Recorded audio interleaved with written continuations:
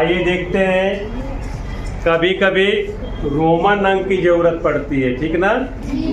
Roman अंक में आपको स्पेशली जैसे आप गिनती याद करते हो 1 से 100 आपने याद कर लिया।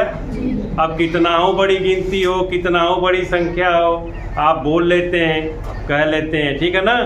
उसी प्रकार में रोमन अंक में हम संख्याओं को जब लिखते हैं तो उसके लिए कुल शुरू होते हैं, ठीक है। देखिए जैसे रोमन अंक में यदि आई के ऊपर ऐसा लिखा जाता है तो इसका मतलब होता है 1, ठीक है ना। कैपिटल भी का रूप में दिखेगा, इसका मतलब होता है 5, और यक्स के रूप में देखेगा इसका मतलब होता है 10, यल के रूप में दिखेगा 50, और सी के रूप में दिखेगा 100, और डी के लिए 500, और एम के लिए 1000। क्लियर हो गया।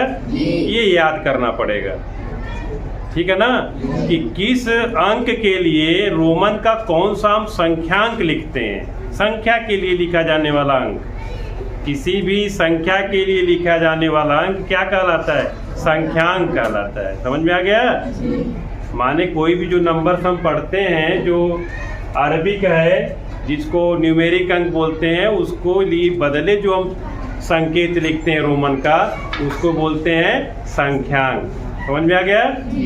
चलो, इसके लिए फर्स्ट नियम ये होता है कि किसी भी रोमन का जो संख्यांक है 3 बार से अधिक उसका प्रयोग नहीं होता है। पुनरावृत्ति 3 बार से अधिक नहीं होती है, और जितने बार पुनरावृत्ति होती है उतने मानों को हम क्या करते हैं? जोड़ देते हैं। समझ में आ गया। ध्यान से समझो। देखिए जैसे ये फर्स्ट नंबर है, यदि हम इसको 1, 2 और 3 बार हमने लिख दिया, ठीक है ना। मैंने पहले ही बताया कि किसी भी रोमन अंक की पुनरावृत्ति 3 बार से अधिक नहीं होती है, और पुनरावृत्ति कुछ ऐसे रोमन संख्यांक हैं जिसकी होती ही नहीं है। वो कौन कौन से हैं? भी, यल और डी।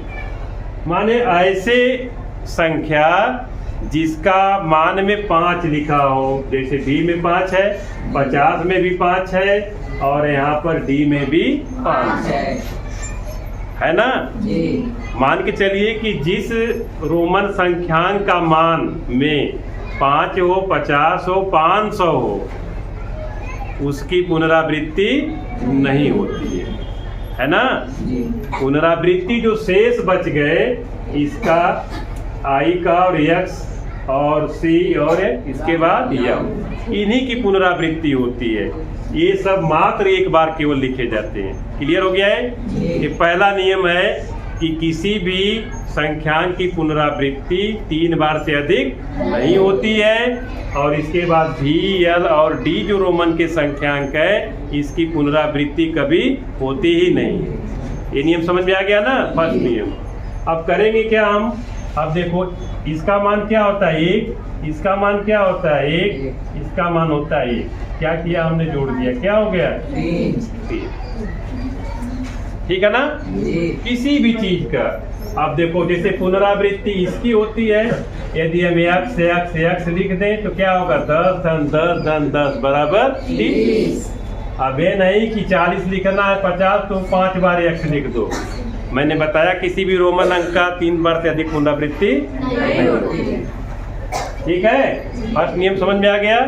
सेकेंड नियम में क्या बताया था कि किसी भी छोटे संख्यांक, कोई भी छोटा संख्यांक यदि अपने बड़े संख्यांक के आगे हो तो क्या करते हैं? बड़ी संख्यांक में उसको जोड़ देते हैं।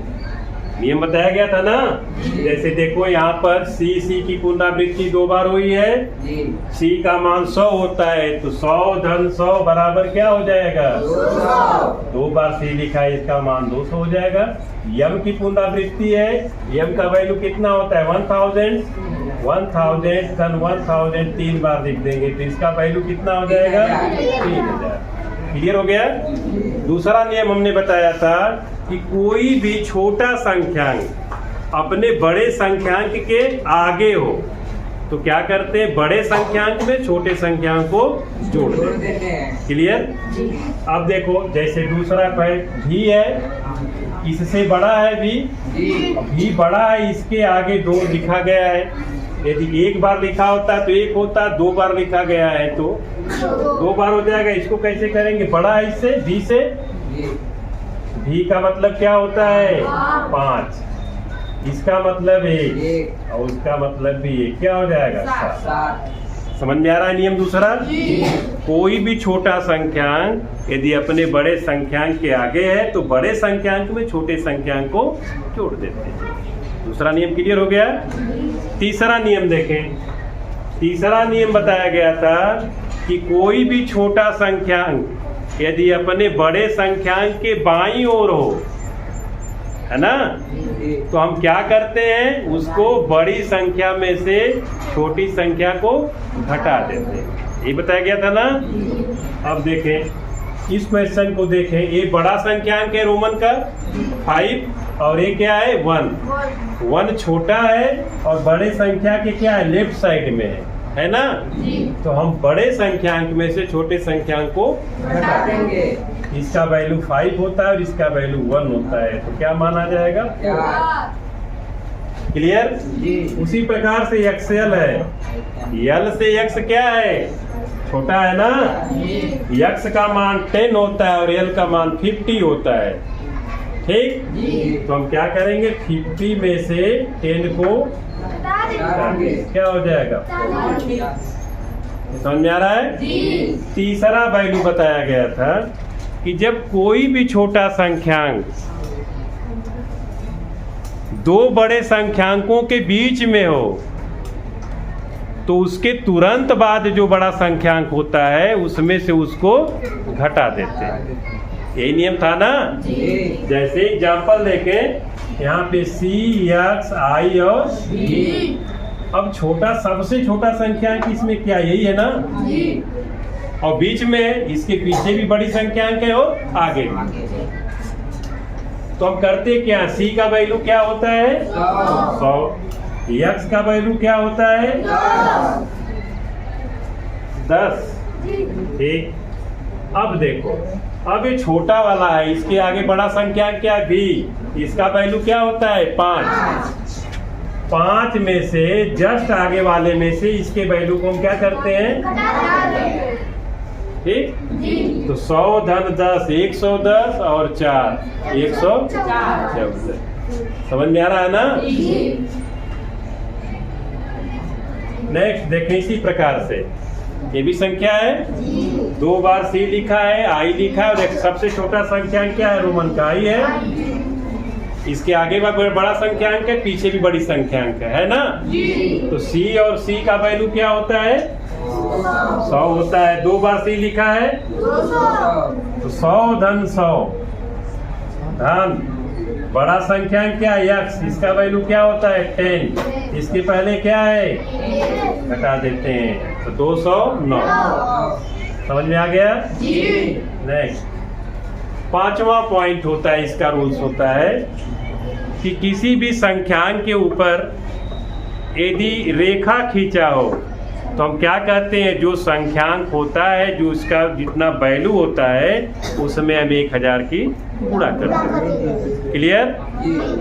अब देखो यहाँ V के ऊपर है, V की वैल्यू क्या होता है? 5। तो 5 into 1000 इक्वल टू 5000। L की वैल्यू क्या होती है? 50। तो 50 into 1000 क्या हो जाएगा? अच्छा, अब बताइए इजी है कि नहीं? आप समझ में आ गया? आपको पढ़ा भी दिया गया और एग्जाम्पल की सहायता से समझाया भी गया। तो रोमन अंक आपको भूलना नहीं चाहिए कभी भी। जब भी स्मृति खत्म हो जाए, नहीं समझ में आए, तो एक बार गर्मी की छुट्टियों में जब मौसी के यहाँ जाते हो, नानी के यहाँ, तो दे के जाने की जरूरत तो है नहीं। मंत्र तो हमने दे दिया है। उस मंत्र का नाम क्या है? SGM हंसराजपुर। जब भी कुछ पल्ले न पड़े, चाहे मामा का हो, चाहे मामी का हो, चाहे मौसी का मोबाइल हो, उसमें सीधे टिप करके डालो SGM हंसराजपुर, आ जाए।